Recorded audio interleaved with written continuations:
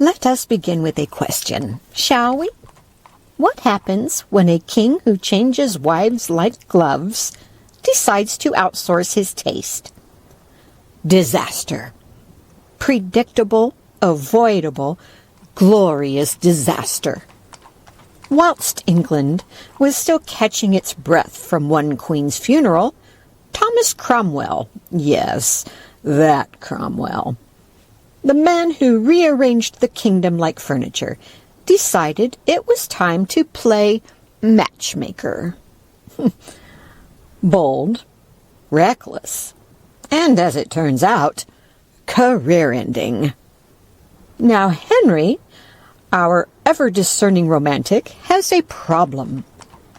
He needs alliances, stability, and preferably a wife who will not argue, think too loudly, or end up inconveniently executed. Enter Anne of Cleves, a German princess, politically useful, highly recommended, and if you believe the portraits, quite lovely. Ah, yes, the portraits. Painted, I should add, by a man who clearly understood the importance of job security. Because when Anne finally arrives, Henry takes one look, and the silence that follows could freeze wine. Gone is the eager bridegroom and practiced charm. In its place, a man realizing he has been sold something sight unseen. And he does not care for the merchandise. Romantic, isn't it?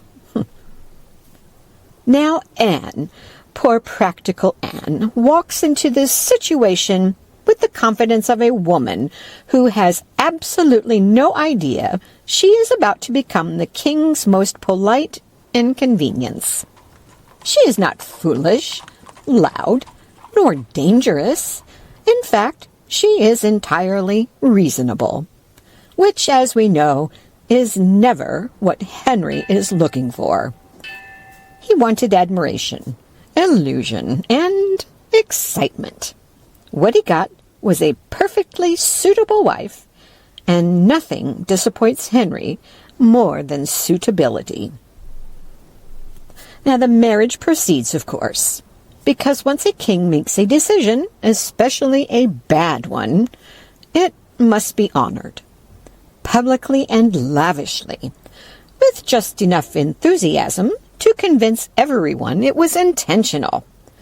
But behind closed doors, oh my dear, let us simply say the royal bed remains a place of great philosophical difference.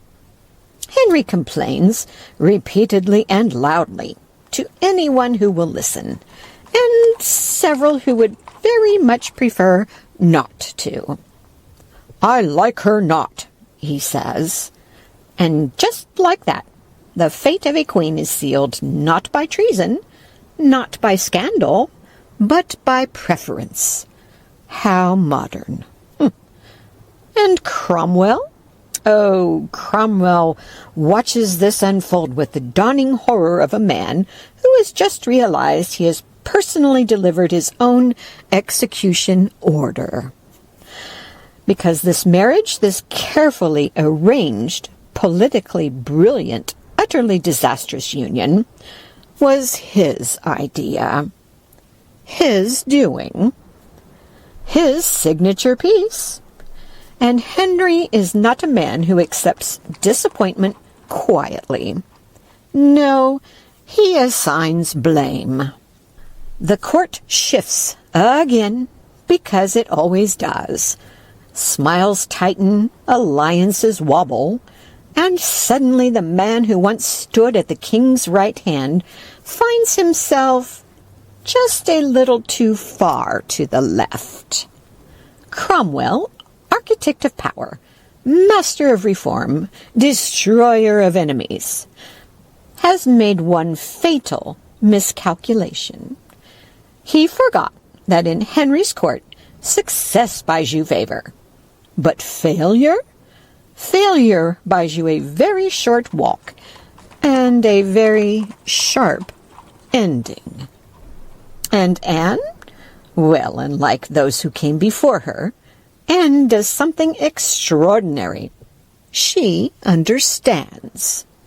No tantrums, no defiance, no desperate clinging to a crown that has already slipped.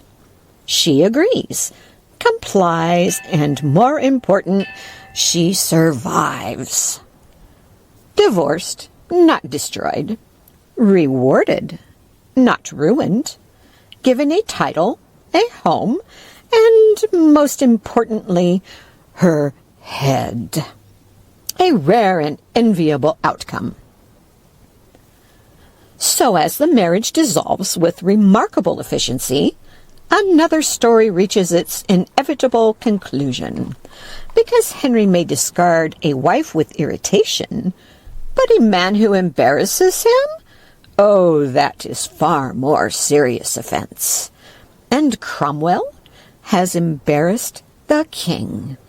Publicly, thoroughly, unforgivably. And so, my dear, one woman walks away from the court, wealthy, comfortable, and very much alive, whilst one man, who once controlled everything, learns far too late that even the architect of power is not immune to collapse.